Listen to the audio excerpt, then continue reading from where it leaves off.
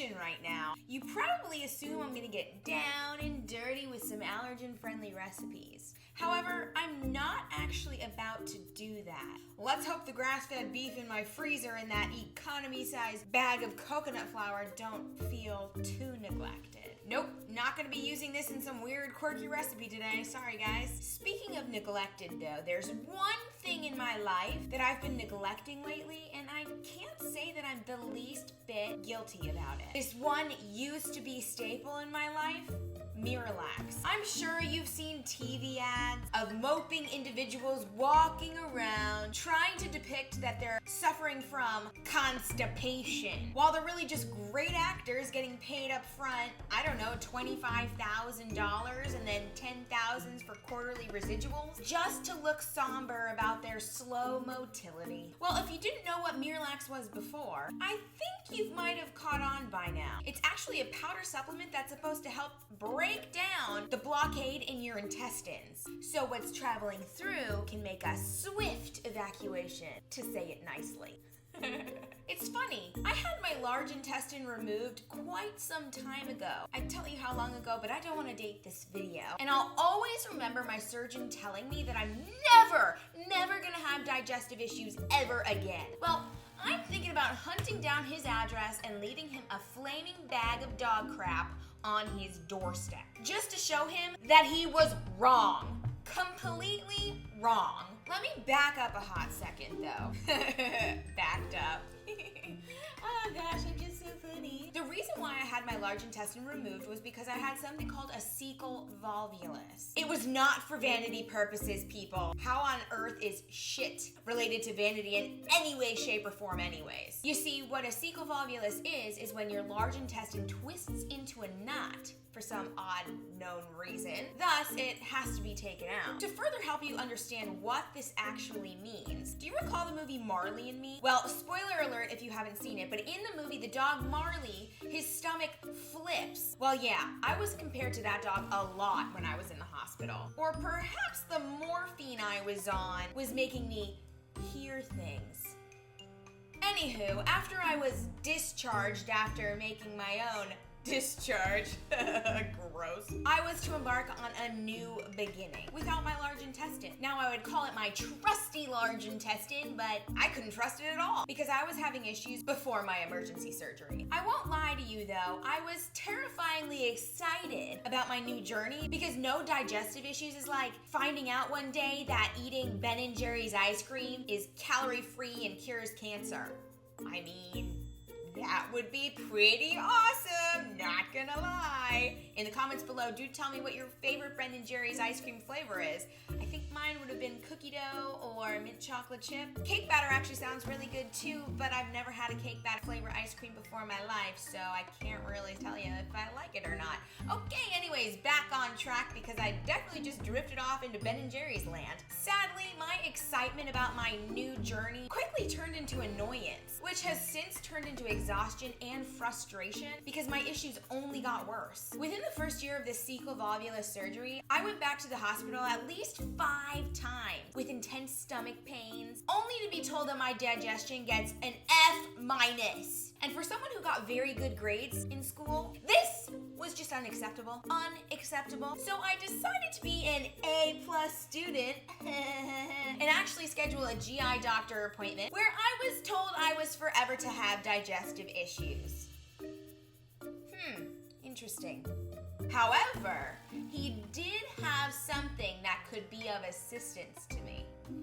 You better believe I was screaming, gimme, gimme, gimme, gimme, gimme! To be honest, I actually think I remember kind of ripping at the doctor's coat because I was just so desperate for some sort of cure. While he told me that he would love to shove tubes up my ass, colonoscopy, and tubes down my throat, endoscopy, just to make sure that there were no other problems. He also wanted to test my breath to make sure that there was no bacteria in my gut forging war on what was left of my innards. And he even wanted me to swallow pills filled with pellets to test my flow rate. Well, I did in fact do all of these tests. Prior to doing them, he actually told me about polyethylene glycol. Polyethylene glycol. Or in other words, Miralax. I don't even know how to pronounce polyethylene glycol, although I Sounds like I did just a really good job, so maybe I do.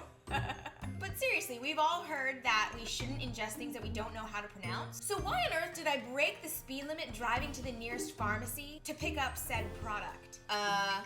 Desperation? I'm sure you've all experienced blockages before, where the pain is just so bad, all you want to do is curl up into a little ball in your closet and scream bloody murder. Yeah, well, try having these pains every single day of your life.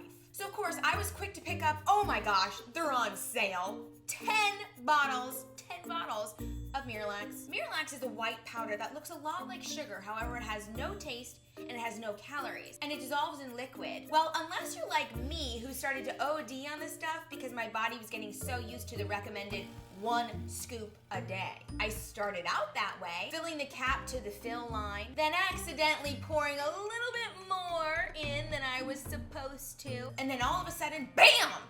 8 capfuls of Miralax were being ingested into my body. After 8 capfuls, though, I told myself no more than 8, no more. But when my body started to get used to 8 capfuls, I knew I was in trouble and at a complete loss. I honestly think that Miralax caused a little bit of brain damage, along with a whole host of other issues, for I don't really remember what happened after this. Although what I do remember is I did go back to another doctor. Don't ask me why I went to another doctor. It was some shady business. My other doctor just kind of vanished. It was very weird. But this new doctor told me that Miralax was essentially poisoning me. He told me that I was basically drinking styrofoam, and that if I wanted to continue taking Miralax, he recommended that I take 1 capful every other day. So I started consuming 4 servings a day.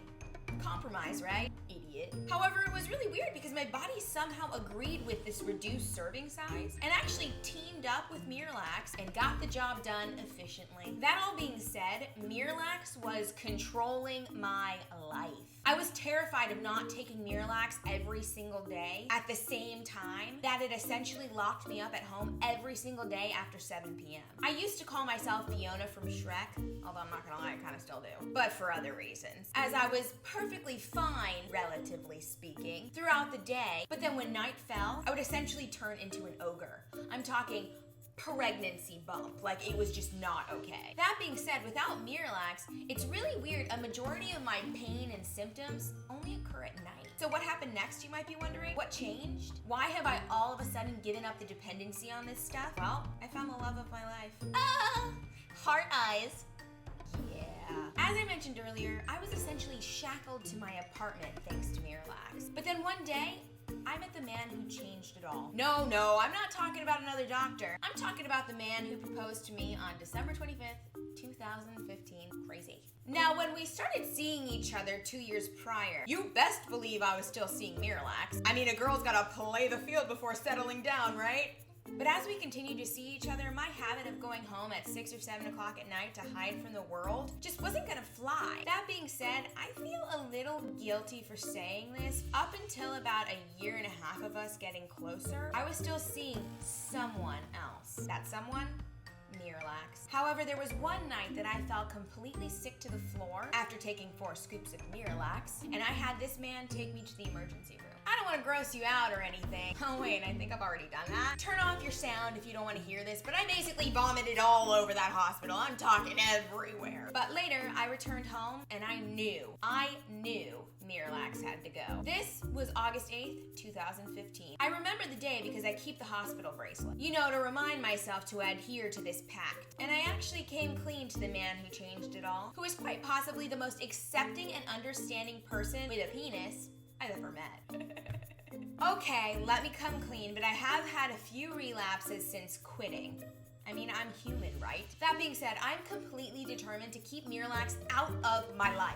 Out of my life. Now, if you currently take Miralax and you feel relief with it, well, that's great. But I wanted to share my story because 1, the last thing I want is for you to become dependent on it. 2, I want to keep myself accountable. And 3, I truly want to thank my friends, family, and this man right here for tolerating me as I struggle to find out how to remedy my situation. I know there's no cure, and I've honestly come leaps and bounds in terms of having control over my issues. I mean, I'm no longer shackled to my apartment at 7 p.m. and on, but this will forever be a quest of mine. However, I appreciate absolutely everyone that continues on this journey with me, especially, well, you know who you are. Oh, and by the way, food allergies and intolerances, yeah, they don't help at all with this whole situation. Anyways, thank you guys so much for listening to me. I'm sorry I didn't bring you some delicious recipe or some weird, quirky something, but I'm hoping that this video at least touched some of you in some way, and I would love to know how in the comments below. Oh, and don't forget to subscribe to my YouTube channel because I promise you, next week I will have a recipe for you. Something delicious that you can devour. Woo! Alright, see you next week. Bye! TMI? Oh well, this whole video is TMI, so whatever.